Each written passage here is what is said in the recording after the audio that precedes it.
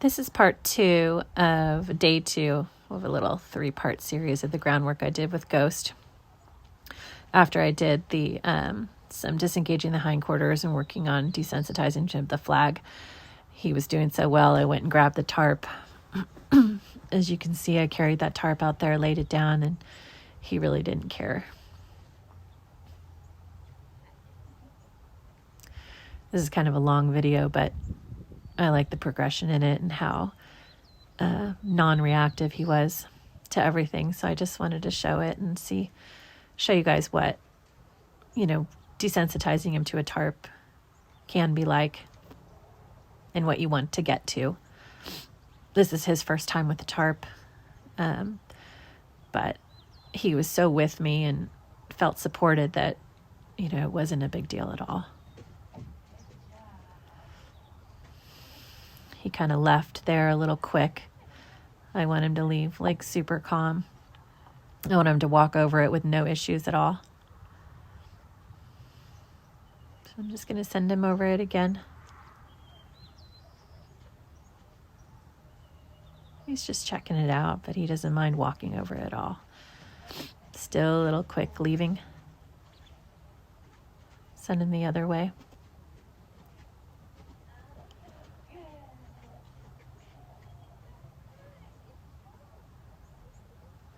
He's doing a really good job, though. He's not trying to avoid the tarp, run over it, nothing.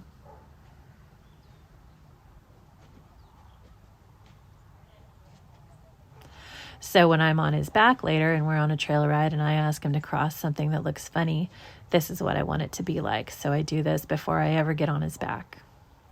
So that all checked out really well. So I was going to go put the tarp away, and then I decided I'd touch him with it. Usually I use a much smaller tarp for this, and I have it all put into a little tiny ball so it's not so big and scary, but I decided to go ahead and do it with this. He's a little worried. He's like, I'm going to try to stay with you, but I'm worried about that. So my angle's not the greatest. I would have rather been more to the side of him and had him kind of disengage his hindquarters when he's worried like that, instead of more like that than backing up.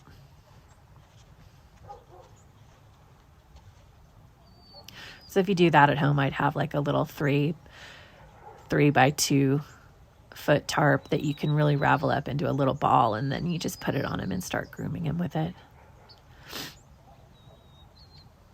You can see he's still a little bit worried. His head's pretty high. His legs are braced. He's ready to go somewhere. I'm going to go back to the other side. He's like, yeah, I don't think I can handle it on this side right now.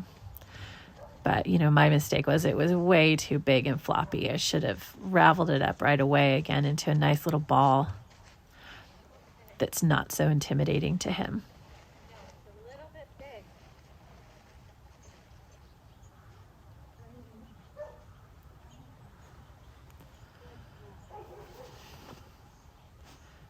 A lot better when I raveled it up a little bit and when I touched him with my hand. He's really grown to know that, when I touch him, I'm really supporting him and that I'm here. And they really like that reassurance.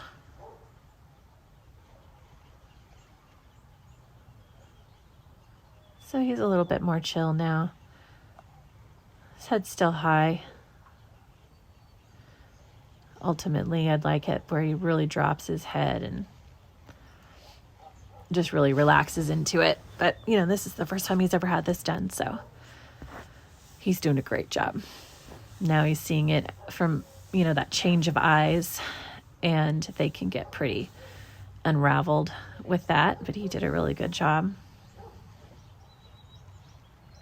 He's doing such a good job at trying to stay with me and not freak out about it. He's really learning that I can support him and that if he's with me, nothing's going to eat him. That's our ultimate goal, right? Is that, we're a herd of 2 right now, and I want him to look to me for all the support like he'd look to a herd mate, and I want to be the leader. So if I get all that on the ground, when I go to get on his back, it'll be a much smoother transition, and he'll already know to trust in me. You know, there's two different kinds of trust. There's the trust where the horse knows that when you come into the pasture, you're not going to kill him. But sometimes they don't have that trust that you hold the awareness like a herd mate, one of their other horse friends, would do. And, you know, we have to treat them like the animal that they are. You know, they're a herd animal, and they're looking to somebody to be the leader. Otherwise, they'll take over.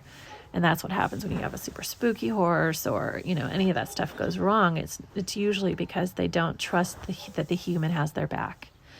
And I just really want to make sure that he understands that that I can support him through all that. And so far, I haven't let anything eat him or attack him. And so every time we do something like this and he lives through it, he's trusting me more and more.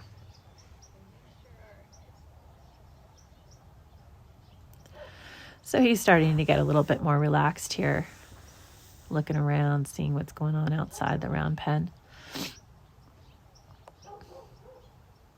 Just checking out what's on his back. That's what he's going to do, you know, when I put a saddle on him, which won't be too far off now.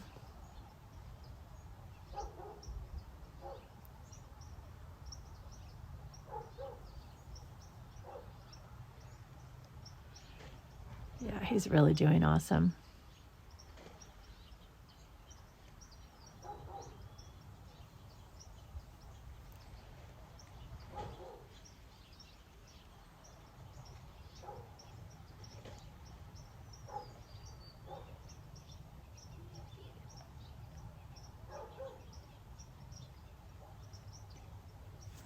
Good boy, Ghosty.